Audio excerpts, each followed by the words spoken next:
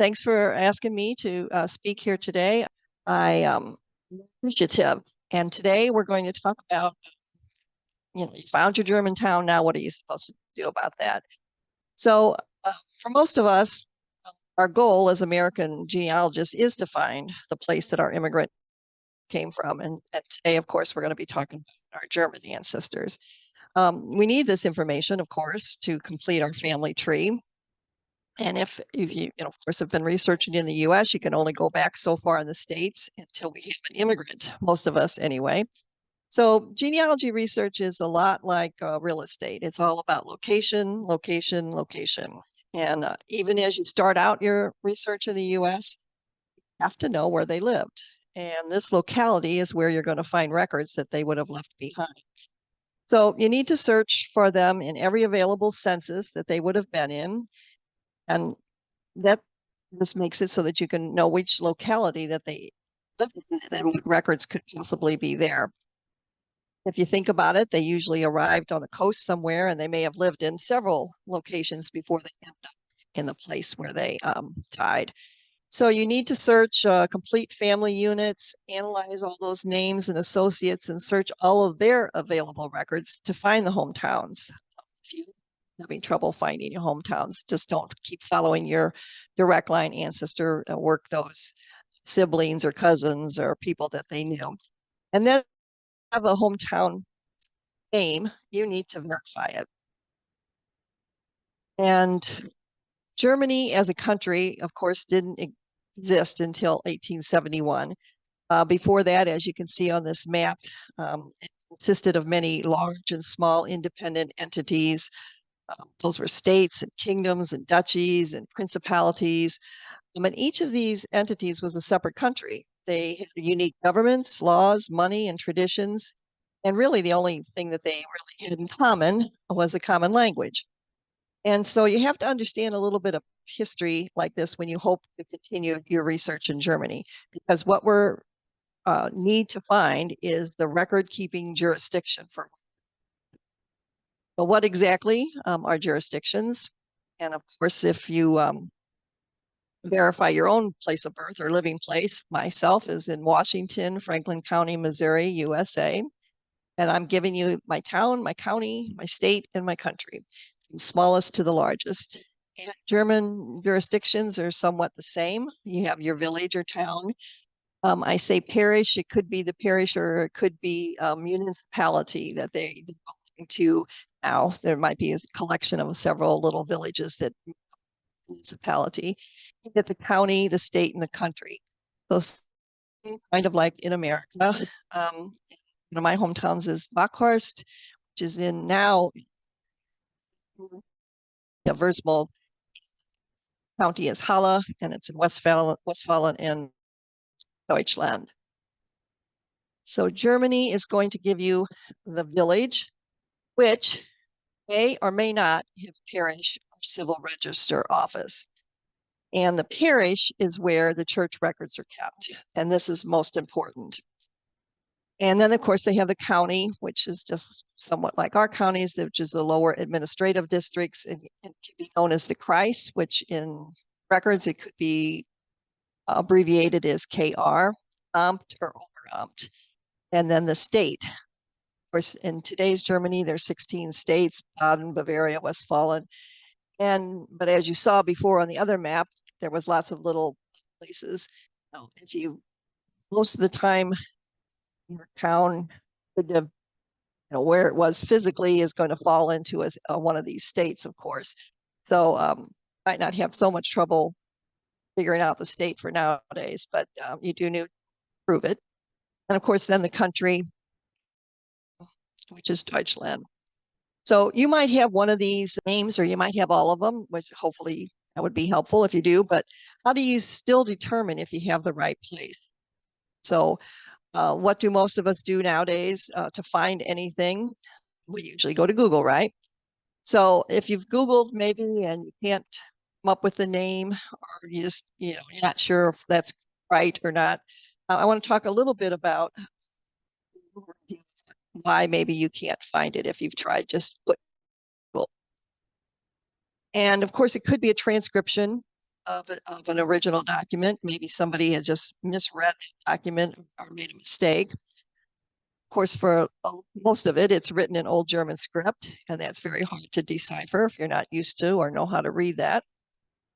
For a lot of us, it's because it was written phonetically by an English speaker. And so they wrote it the way they heard it and spelled it any which way. So that could be one reason.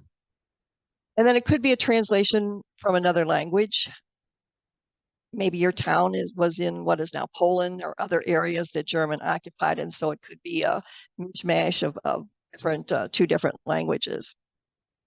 And by far, sometimes why you can't find the right place is because there's multiple towns by the same name.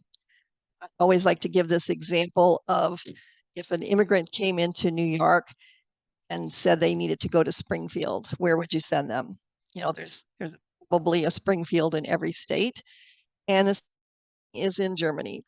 There's lots of towns by the same name, and sometimes even right close to each other. So that's why you have to be very sure that you've got the right place.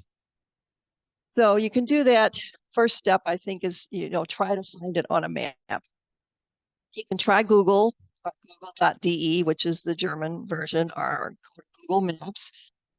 You can try this, but I'm going to talk about or show you how to use Google, to use it in conjunction with other methods, because if there is town more than one town by the same name, you just try Googling it, it's going to pop up one town and then it's going to show you all the other five that could exist. So if you take that first one and it may be incorrect. So my go-to for finding out villages and towns and location in Germany is to go to myersgaz.org. I've been going to Germany for many years, but my pronunciation is still terrible, so I'm not going to try to say the name of Myers-Gaz, but everybody knows it as Myers-Gaz. And this is a gazetteer, of course, it was published in 1912. And this is going to show you all the inhabited places in Germany as of 1871. And so I'm going to show you a little bit about how to use that in just a minute. Some of the other places that you can find historical town names on is genealogynets.de. That is a German site, and it's I call it like the German family search, or there is a German ancestry, but this is just a genealogy website that has lots of great databases on it. For the one that does historical maps, if you go to this website and then you go to research, there's a link for databases, and then you can go to this one that's GOV. I say gov, Germans say golf, and it's town locator. The Jewish Gen and Kartenmeister, to be honest with you, I haven't used that a whole lot unless I'm doing some research for people that have towns in the East. It's more so for towns that are in a different, that are now in a different country. So they're pretty, some of them pretty self-explanatory to use.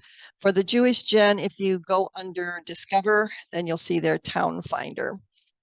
And historical maps, those are usually you can find online.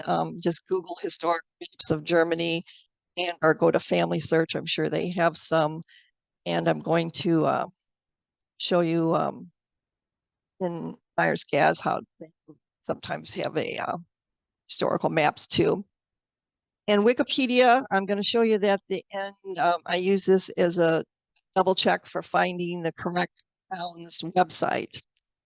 I'll explain more about that when we get to that. There's also some book resources. I've been for a long time in these books, The Atlantic Bridge to Germany by Charles M. Hall, was written in the 1870s, and they were kind of go-tos then. They were atlases written for each area of Germany, and they kind of went through, it was a couple and their kids, and they went driving through Germany and indexing all the towns in each. They started with Baden-Württemberg because of the highest number of immigration. So I'm sure those books are still available in libraries. Of course, it's old-fashioned, but they are still good to know that there's a way to do that. I highly recommend the reverse alphabetical indexes by Roger Minert because, sometimes when you're researching, maybe you can read every letter in the town name except the first one, or page is either, torn or can be ink faded or whatever, and it's really hard to read. So then you start guessing, oh, what first letter, what is that look like? And so these books offer you a solution to the problem for names in Germany. You can start by, constructing the town letter by letter backwards, using the letters that you can read, and then working from the end toward the beginning. And if the name as you first spell it cannot be found on this map, on a map or gazetteer, then compare it as you're working in these reverse indexes and see. And you can usually helps you to find the correct version of the town. So I'm going to show you a little example of finding the right hometown name. And so sometimes I'm going to start with an example of a translation or transcription I received. I had a lady that had contacted us next, 5 or 6 years or longer ago, and asked her what her hometowns were. And so she sent me the documentation that she had. This is a letter from the Diocese of Pittsburgh, where you had to, you couldn't go look at the archives yourself. You could only request the information, and then they wrote it out, read the document that they had, and then they would write it out. So she got it back, and then she found Johannes, son of Valentin Kress of Flieden, Kurhessen, Magdalena Hack of Rindenfeld, Baden. And so those were the two names that she. And so to prove that these were the right towns, my first step when I do it is that I go to Google and Google the name. And so Flieden was Community Flieden. And if you see down there, Flieden is a municipality in the district of Fulda in Hesse, Germany. Okay, that's checking off the box that it said it was in Hesse. Traditionally called a kingdom, and may show a crown in its coat of arms. And I'm kind of jumping ahead here because I always say, remind me to tell you the story of why Flieden is a kingdom at the end, but then I usually forget. So I'll tell it to you now. So I'm jumping ahead. So we did take this family on a tour. And when we went to Flieden, we went to the Burgermeister's office, the mayor, and he was welcoming this family. And he told us the story of how Flieden why they have a crown on their flag and what the meaning was. And whatever time period this was, when Prussia was conscripting people into the Prussian army, supposedly this one from Flieden was in line, and the officer was asking where everybody their name and where they were from, and everybody was saying their name, and the Kingdom of Bavaria or the Kingdom of Hanover or whatever. And so when they came to the little guy from Flieden, he said he was from the Kingdom of Flieden. So that's why they recognize themselves as a kingdom with the crown on their thing. But so that was, okay, Flieden, I got Google. And so I go to Myers-Gaz and put in Flieden for there. So my search results, and what you do is when you go to Myers-Gaz, you click on Gazetteer, or it will just come up as a search box, and then you put your town name in there and look for it. And so Flieden is in Fulda, and it's in Hessen-Nassau, and originally, as of 1871, was in Prussia. So there's no other towns by the name of Flieden, so I feel pretty good about that. So I'm thinking, okay, we'll check off Flieden is probably good as Hesse. And so then I tried the Rindenfeld. And as you can see in Google, there's anything for Rindenfeld. There's Rindenfelder. That looks like a business or whatever. So I think that was too good. So I go to Myers-Gaz for them. And what do I get? Nothing. No results were found for Rindenfeld. And they give you the suggestion you may want to consider using an asterisk as a card in your search, and which is another good thing about Myers-Gaz, is that you can use these wild cards. And so I tried it, R-I-N and Feld, Rinderfeld. Yours, that doesn't look like it's right. So, maybe somebody just read the N, which should have been an R. But if you remember, um, um, paper that she had that was from the Archdiocese of Pittsburgh, which was Catholic, from the Catholic archive.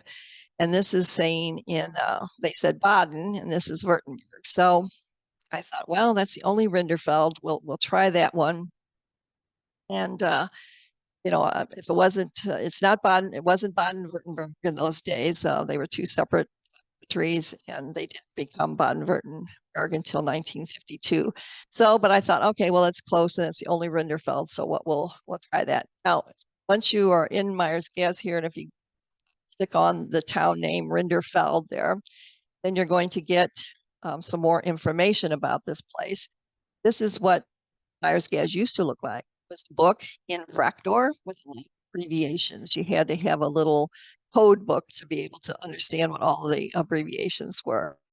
So there was a lady that name is escaping me at the moment, who from the Salt Lake Library, who spent, I don't know, 20 years or something translating this thing, putting it into this database.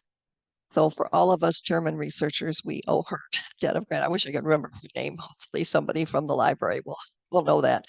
But this is going to give you all this, what all these little abbreviations were. It's going to lay them out here for you. And if you scroll down even more, that kind of gives you a little definition of what all these places were. And see, here's the Kreis, with the abbreviation for Kreis, and the Oberamt. Those are just different jurisdictions. And what I was mostly worried or interested in was finding their parish. And so they have, Rinderfeld has one evangelisch Protestant parish church there.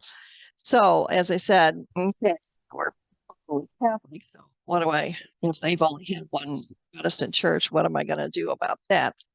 So on this map, and this is where Myers-Gaz shows you what an old map of that town, where that town was located, and some of the other villages around there. And so then what you can do, you can toggle on this historical map, brings up this little box that you can filter this to jurisdictions for Rinderfeld, surrounding Standesamts, or what I was looking for was the Catholic parishes near. You can also look, if you go to ecclesiastical too, that's going to show you. So if you click on that, it's going to show you what the closest churches are. So Rinderfeld, of course, has its own Protestant church, but if you go down to where a Catholic church is, it's in Niederstetten or Laudenbach. So as I said, we were kind of taking a guess that this was the Rinderfeld, that it's possible, even though it said Württemberg. And then we had Niederstetten and Laudenbach, where the Catholic churches were. So I'm going to go into more detail about in part 2 of how you prove your hometown and why knowing this parish is so very important.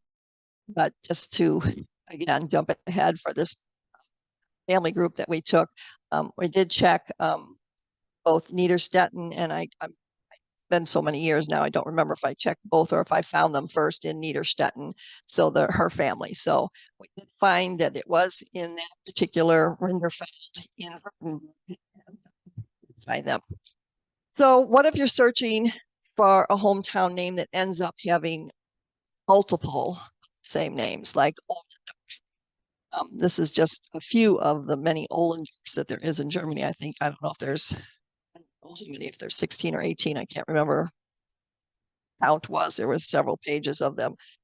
And so, what are you going to do about that? And that's where it's helpful that you continue your search in the US to not only find a town name, but to also try to get something like area. It's hard to find the county. Sometimes some will say that, but even if you just knew that they were in Baden or if they were in Hanover or whatever. And if you have that, then you can click on this box that says filter by results, a region, and it'll come up with different regions that it's possible that you can narrow down your. So if you know that your person was in Ollendorf in Schleswig-Holstein, go to that one and it would show you how many towns is in by that name. If not, you don't have anything other than just that town name and all of these choices, then sometimes you might have to look at a whole bunch of towns. And as I said, I'm going to talk a little bit more about uh, how you prove that you've got the right town. So that is how you try to verify or at least get your town name and get it on. You kind of have an idea of where this is at. And so then after that, the second part you want to try to do is prove it. So you do that by getting German records. You want to prove that your ancestors actually lived in that village. And so what records are available for German records to do this? And church records are the number one resource. I always just like to stress for people starting out in the US that census records, as I said, for me is the number one thing to do to find where all they live so that you know what all places that you can check for records. And for Germany, your most valuable resource is going to be these church records. There is no national census in Germany, so your best bet is the church book records, which started out in the 1500s. Most Germans belong to a Christian denomination, if by law, or by law mostly, if not by choice. And despite some gaps, of course, there was some wars, and the main one was the 30 Years' War, which kind of, if your village was involved in that, some records might have been lost at that time. Sometimes if they 1500s, and if they were involved in the 30 Years' War, which was in the 1618 to 1648, you might not be able to pick up until 1650 or so again. But the most Germans were good record keepers. So if your town didn't have any disruptions, you have some, probably have some good records all the way back. Records, these church book records, they help on both sides of the Atlantic. As traditions, these traditions came with them. So if you're people here in the United States, a lot of them, I always tell people when I ask what they nothing, and I learned something in Germany, and they usually that first group that came over, yes, maybe they came for religious freedom and they picked something else, but usually the first people had some kind of religion and they might have attended a church. And for Germans, they were either Lutheran Reformed, Lutheran, or Catholic. So there was three state religions. And so you might want to try looking at the U.S. church records because, as I said, these traditions came with them. I had found my, I guess they were great grandparents. I don't know, great or great, two greats, and they came to St. Louis, and I found them in an index, a St. Louis marriage index, and I had the date that they got married, October the 28th, 1865. Had that for several years. I was happy, put it in my, pedigree chart or whatever. Okay, that's when they were married. Still looking for where they came from. And I started volunteering at a family history center, and a gentleman there asked me if I knew where these were from. And I said, nope, I'm still looking. And he said, did they married in the United States? And I said, yeah. And so he said, what church did they go to? I said, oh. And so that put me on the search for finding what church that they went to. And then I looked up church book records for them in the States here, found stated where they came from. So don't stop at indexes, always try to find the original document that because of the tradition of German pastors, did them the same way that they did in Germany. So that's a big resource here also. It's more prevalent in Protestant records than Catholic, but it's definitely worth a try for both of them. Well, then we also have map guides to parish registers. I kind of wanted to talk about that. I was just at my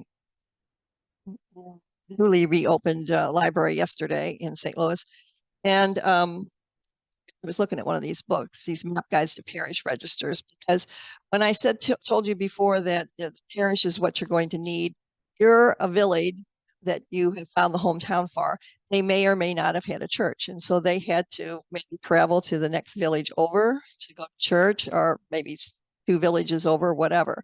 So you really need to find where records were kept for that village.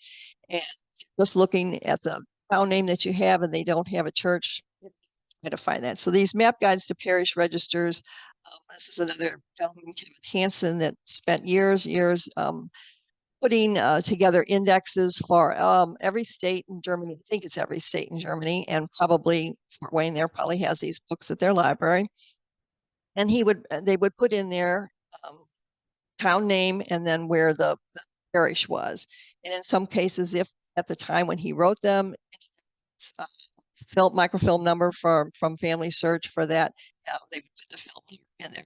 So you don't know what parish they came from, and if your town doesn't have a parish, then I would suggest you go to these map guides to find that record. And so going to have civil records. We'll talk about that after 1875. And to find the church books, my go-to is always Family Search, the first place I go to, because they've been around.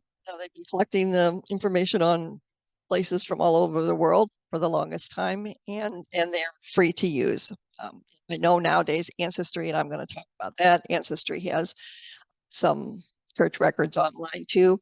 My understanding, and I don't know if this is what I heard, and Family Search went to start digitizing all millions and millions of microfilms that they had, and it was going to probably take so long that Ancestry volunteered to help them, offered some of their digitize some of their records also. And the deal was that whatever Ancestry digitized, they got the image, and if Family Search workers digitized them, then they got them. So sometimes there's kind of like a little partnership where if you can't find it on Family Search, it might be on Ancestry, and vice versa. But I always go to Family Search and then I'll show you how to use. So I go to Family Search, and then you'll go under search and you pick catalog, and then you put your town name in. You're going to go do a place search first. So you've got this town name, and you want to know if they have any church records available, or kind of records that they have for this town. So when I did this, they only had the Altenheim as one of my hometowns in Baden. And they had the one from France, and then they had the one from Baden. As you see here, there's Amt, Offenburg, and so when I was reviewing this the other day, I thought, well, when did they put all these other ones in here? But they all three of those ones that are in Baden, they all go to the same records. I knew it wasn't in France. I knew that we did know it was Altenheim in Baden. So then if you click on any one of those ones that say Baden, then it's going to tell you what they have for that village. Church books from 1567 to 1961. And they also have a genealogy book, just Wurth Altenheim. And I guess I'll talk about that first. Here is if your village had one of these, you're extremely lucky. What these are almost like a family register index. Somebody, either a historian, somebody from the parish, so everybody doesn't have them because it's all done by, maybe a researcher or a historian or somebody that's interested in this, and they take the time to index all the church records and put it into a typed book. Of course, it's still in German, but it's typed and indexed, and so you can find your immigrant person in this book.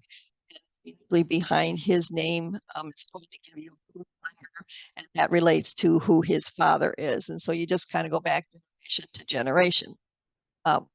One caveat about these books is that, of course, it's in German, but the first couple pages are going to tell you what sources and resources that the author used.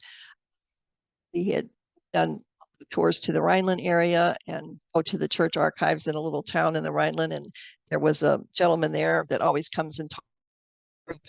He's since passed away, but he was an author of several participant books, and he told us to make sure that you read those first couple of pages because you want to know, what if there's two churches in town? Well, this might be the book for only one of the parishes. And so if you look at the book, find your people there and you think, oh, they weren't there, or this is the wrong town or whatever, you have to know what resources that they were using. He might have used the Protestant church records. And sometimes he would say that, he used personally civil registration offices and things like that too. So always kind of look at the front of the book. And I'll talk a little bit more about how you find these. And like I said, every village doesn't have them, so don't get excited that you're going to find one from your town. But different areas have more than others. But I'm looking for the church book records. I want to see and prove that my people actually came from this town. So church book. And I put in the handout German words because here you're going to say, oh, I'm looking for my ancestor, the immigrant that came over. I know his birth date or approximate date of when he was born and would have been baptized. So the word for baptism is Taufen, and this means death. Confirmation, of course, Taufen, and heiraten is marriages. There's marriage, baptisms, marriages, and deaths. And this is something church notes. And anyway, so that you can use your little cheat sheet as to find out what you're looking for. I'm looking for baptisms between 1726 and 1859. So you come over here and you see a camera, and if it has a camera, that means there's an image, but this has got a key over it. So what that means is that you have to set up an account with Family Search, and it's free. All they're going to ask you for is your name and an email address. I would just make up an email address you're going to just use for genealogy. And once you sign in, that allows them to sometimes show you more than if you're just not signed in at all. So if I signed into my account there, then I've got the camera that's free of the key, and that means I can look at these at home anytime I want to. And I wouldn't say that there's a whole lot of films that you can't look at, but it depends on the contracts that they make, archives and/or the church individually, if what the church allows them to do. In some cases, they only want people to look at the street library, and or if you have a library that Family Search, then you're allowed to look at them there too. But for the most part, most of the ones I've looked at some years have all been able to be looked at.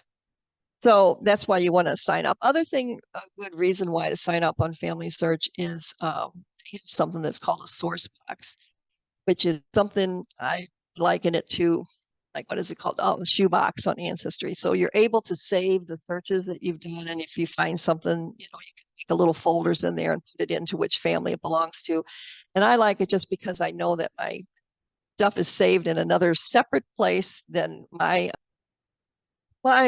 disastrous sometimes folder situation where I can't remember where I put these things. So it's just a backup for your finds there too. So how can you find some other online church records? As I said, Ancestry has been getting more throughout the years. They have this little partnership, like I said, with Family Search. So sometimes they have the image, and then if they don't, then I would recommend going to Family Search and seeing if they have it for the place that you're looking at. Everybody pays for a subscription to Ancestry, so Family Search is free. But if you have Ancestry, it's helpful. But I just highly recommend, just don't stop. Sometimes Ancestry just has the index and no. Well, they give the film number on there, but they don't have the image. And you always want to get, because even what they have text on there is maybe not what all is in that record. So you want to get the two. Archeon.de is fairly new. I think it came out in about 2015. It's a German site, and this is for church records for Germany. They don't have everything yet, but they've certainly got a whole lot more on there. And this was very, very helpful. All of us that had people from Niedersachsen or Hanover area were very excited when we heard about Archeon coming into existence, because those two areas never allowed a Family Search or anyone to microfilm any of their records. And so from that area, you just had to contact a researcher over there and have them go to the archives. So Archeon has that, and that's a pay site. You can also just buy it for a month. So let's say you've got a couple of German lines and you've got the town, and then you want to check to make sure that your people actually were from there. And so you can pay for a month. I think I looked lately, but I think it was like maybe 20 euro or something like that for a month. So it's worth it. It's definitely worth it. Landesarchiv Baden-Württemberg and some of the other state archives, sometimes they have the church book duplicates on there. I would look at Ancestry and Family Search first. It's a little cumbersome sometimes to try to find those on the archive sites, but they are. Some areas have church book duplicates, which were another copy of the church book records that were required by the government. I don't remember what year exactly that was. I think it usually started about 815, maybe. I don't know if I have that right or not. But there were duplicates that the pastor made of the original church books and he had to send into the government. For Catholic records, there's a site called Matricula that also has been around for quite a while now. They started out with just mostly Austrian records and then a couple of German towns, Passau and the other one was, but now they've got more archives from Germany have allowed the records to be put up on there, and that site is free and it's very helpful if you buy Catholic ones in Bavaria. I've been to, and I've been to the Regensburg archive and to research them, but I remember being put on a list to we wanted people to sign up to petition the Regensburg archive to allow these records to be put on Matricula. And finally, after I don't know how many years, if they finally are. So I need to finish up my work on that site. Alsace and Lorraine archives, they have church book records and even some, we had a 10-year census in Alsace and Lorraine, and also some civil registers are on there.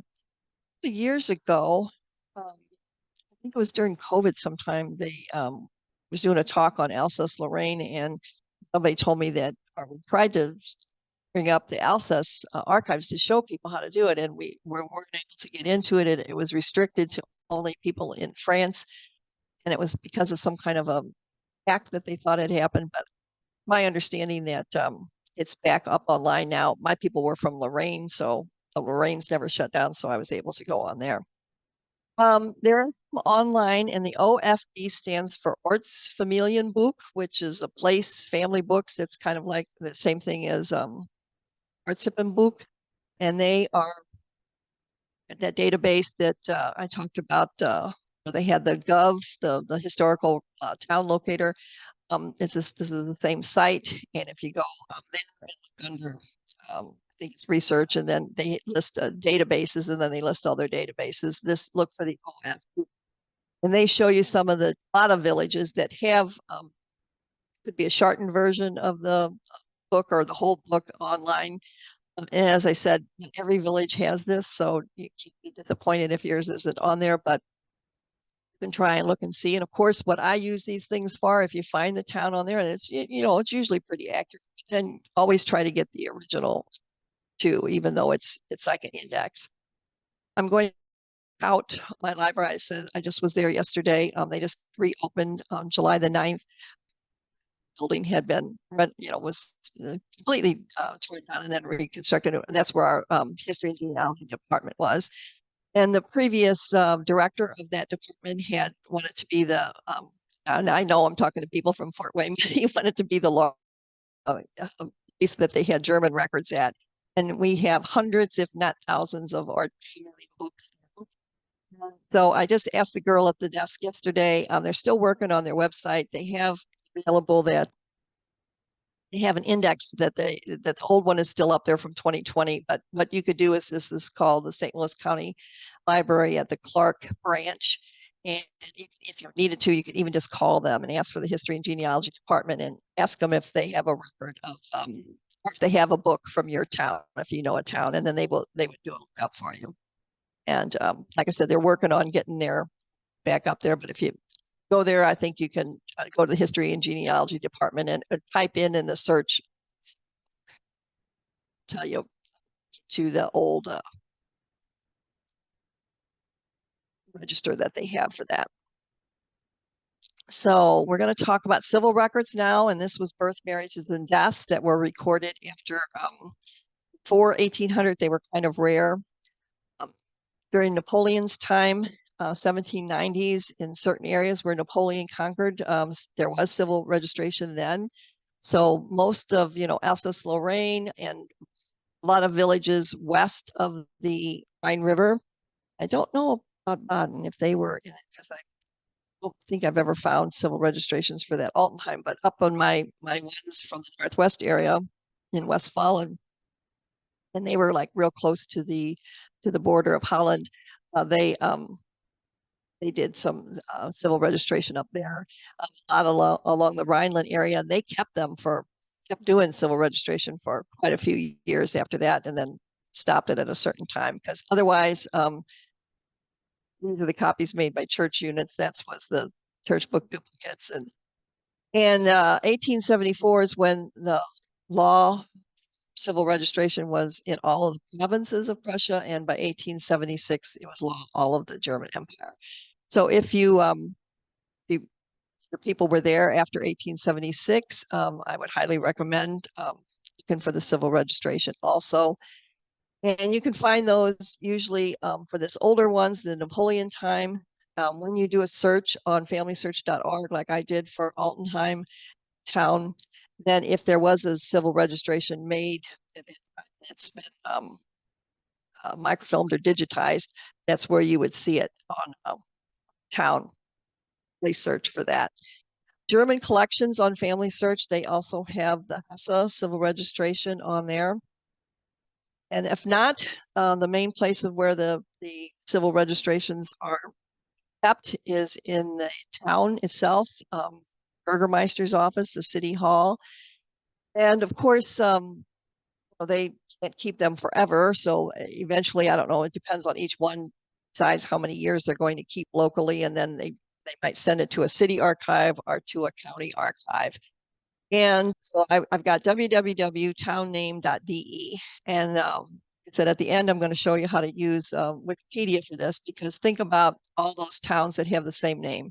They all can't have the same website, whatever the Ullendorf.de. They can't all have that. They have to differentiate themselves, so they have to have different website names.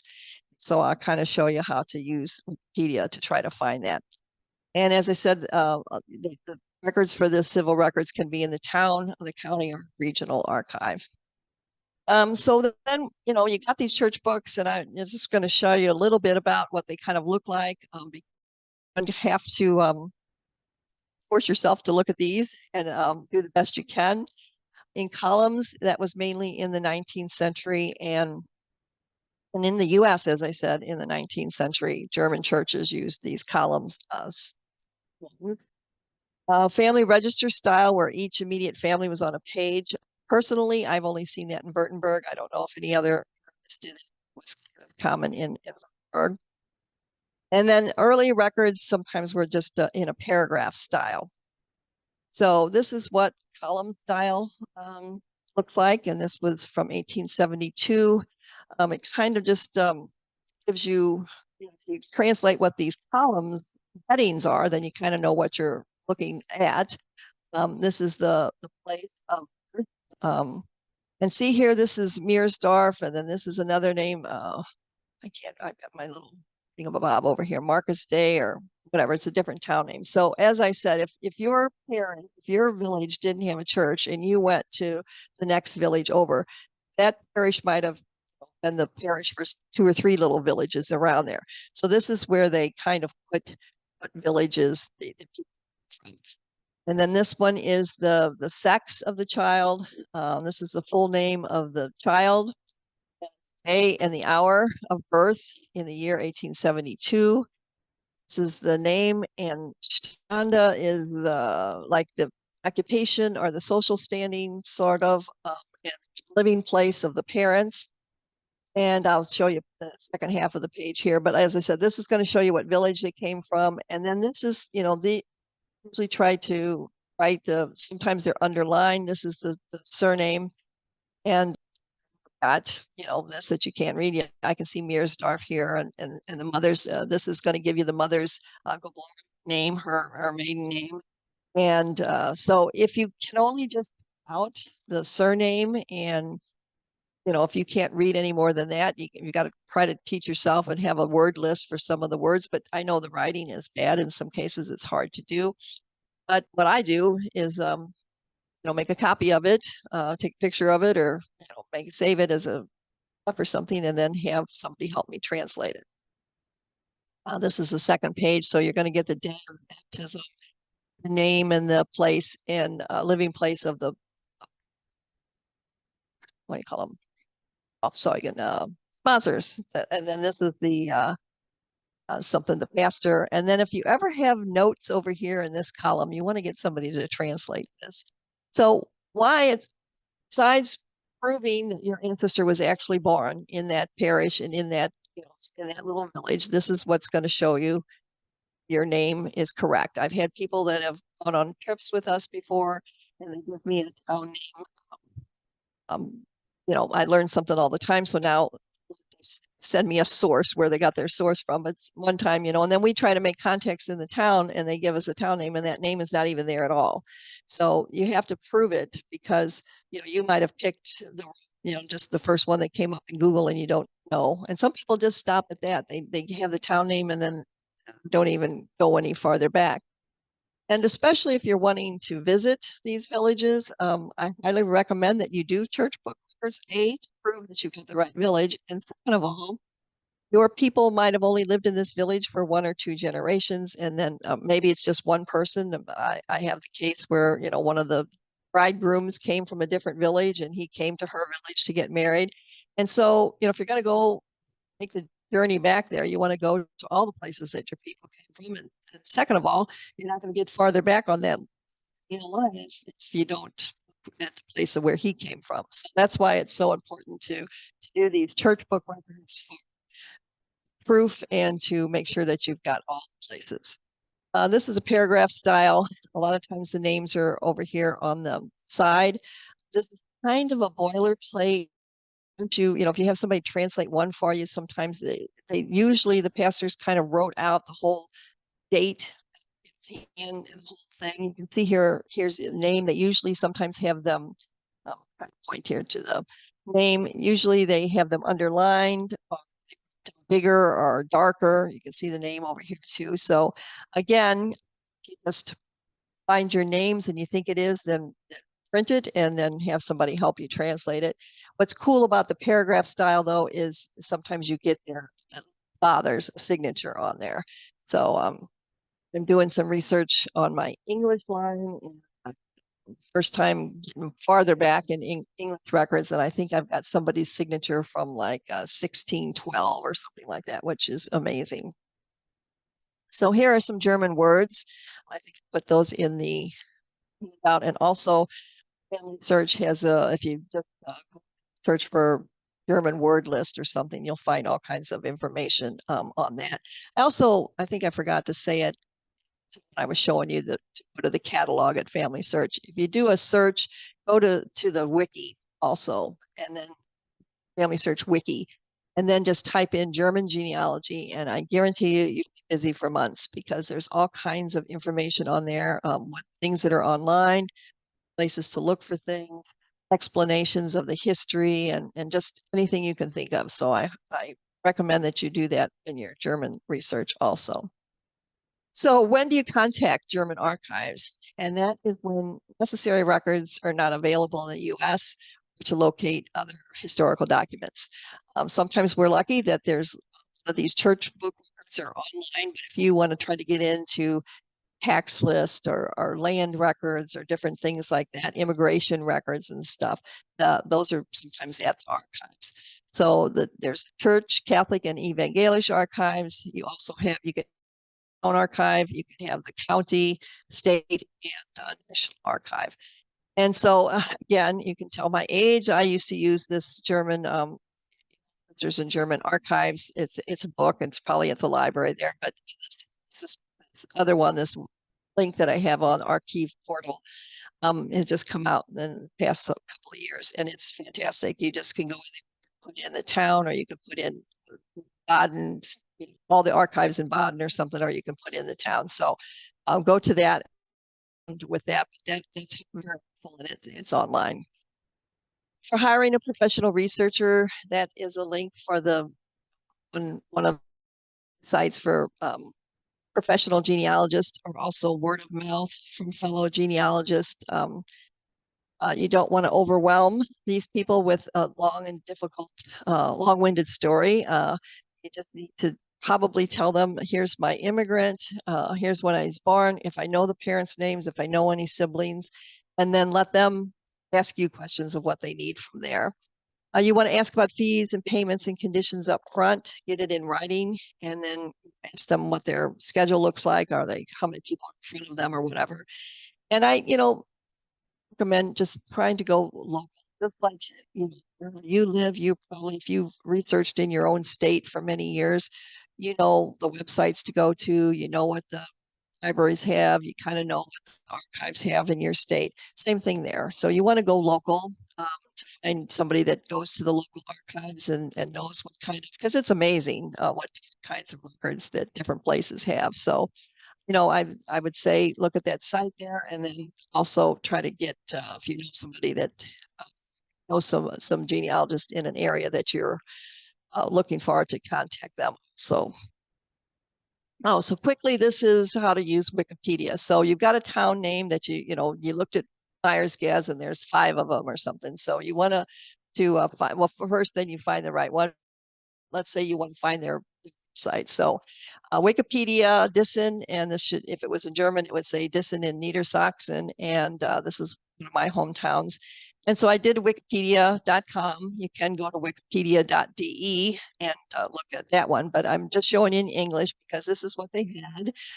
This is the picture. There's their coat of arms, and if you scroll down a little bit, there's still not a lot of text here, but it breaks down the jurisdictions here. It tells you population and whatever, but the main thing for a lot of them, not everybody, but a lot of them, they have the website there. So if you have a town that there's more than one of, and you know where your place is, put it in Wikipedia and see if you can find the website address for them. Now, if you did Dissen in German.de, and then of course you can translate this, because it's people in Germany that are adding to this, there's a whole lot more information on here. This is the history, and it goes to more detail about this little town of Dissen. So that's how you use Wikipedia to check for the website. Now, sometimes, as I said, if they're in little municipalities, and so they don't really have a city hall there in their place. Sometimes, and that's why I'd go to the Google.de also, because it sometimes tells you that it's part of a municipality. Like mine is in, although Dockhurst does have its own website, it is part of Versmold now, and that's where a lot of the records are kept. So that is it, and hope that picked up one little thing that might help you in verifying or making your family tree grow a little bit by using church book records. So I appreciate you listening, and I'm gonna back, stop sharing my screen, and if we have any time left to answer any questions. So, Thank you. We do have a couple of questions for you. So, the first one says, this person says they went to the Aiken Town Hall to see family records. The building was open only 2 hours a month, so they were unable to view the records. right. She says, is there a way to avoid this problem when there's no town website? And she says, ditto for a church. Oh, well, that's true. I have, a lot of people go on their own and go to the village, and for most parts nowadays, most of the churches are locked. Sometimes it's open, but more likely than not, it isn't. And you definitely need to, well, if they don't, as I just said, if they don't have their own town website, maybe they're part of something. Check on Wikipedia and see if they're part of some other municipality, because somebody's got to keep those records, and they're got to be somewhere. And then I always tell people, like I'm planning my own trip to England in the next couple of weeks, and always definitely try to look at all the places that you want to visit, whether it be churches, libraries, archives, or whatever. Look at their websites and find their time because a lot of times on Germany on Fridays, they're only there maybe half a day or not on Fridays at all. Sometimes, like I said, most of the time they're open most days of the week. It just depends. And so you need to know that. A lot of times in Germany too, when they go to lunch, everybody has to get out. They're there for the morning. You have to come back in the afternoon. You have to sometimes also have I don't see it as much nowadays, but they used to, and some of them would charge a fee, maybe it's €5 or something like that to come into the thing. They have pull times, that would be nice to know that too, because you're going to pull records, maybe at 10 o'clock in the morning until 2 again. So make sure you got to do all this upfront work to know what you're looking for and what times to ask them about that. Good. Archives are pretty good about, might take a while, but and I would type your thing in English and then just put it in Google Translate and put both. I can tell you, everybody speaks English in archives, and archive people are not going to sit down with you a lot of times, and sometimes they do, but that's not their job. And so, if you don't know how to read this stuff, you need to have somebody meet you there that can read it. But they're pretty good about answering, if you want to ask them a question. So it might take a while, but try them at least. Sounds good. Thank you. Our next question is asking about a town. I'm not sure how to pronounce it. It looks like Bryson or Briesen. And she says, is this town in Prussia the same as in Germany? Well, Prussia was about 2/3 of Germany at one time, and it was also into Poland and down south of Silesia and that. So I would try some of those websites that I told you about, either Fartenmeister or look at Myers Gaz. Myers Gaz used to have, um, if you know the German name of it, you can try Myers Gaz. But I would try also looking in Family Search too. Just put that in a place name search and see what comes up, because a lot of times Family Search will tell you Polish name for it or the whatever the other name of the town where it is now. And also try to use that see Myers Gaz. Yeah, Myers Gaz, and then use Hartenmeister if it's in the east, if you think it's in the east. Yeah, Prussia was mostly Germany, but it did extend into Poland and Silesia and some of those areas. Thank you. So we have time for one more question, it looks like. And I just wanted to mention that if anybody has any more questions, or if you'd like a copy of the chat, send us an email at genealogy@acpl.info and we'll get that to you. But for our last question, someone was wondering, there was a map that you showed on one of the first couple of slides and was wondering where that came from. Family Search. Okay. Probably. Yeah, if you go to, like I said, just go to the wiki and type in Germany maps and pre-1871 or just, historical maps, and I'm pretty sure it's there. And, if I think my email is in the handout, so if you've got that you want to ask, I'd be willing to answer. Thank you. Thank you for presenting today, and thank you to everybody for attending. And you're welcome to send us an email for a copy of the chat or any questions. So thank you again. Okay. All right. Thank you all.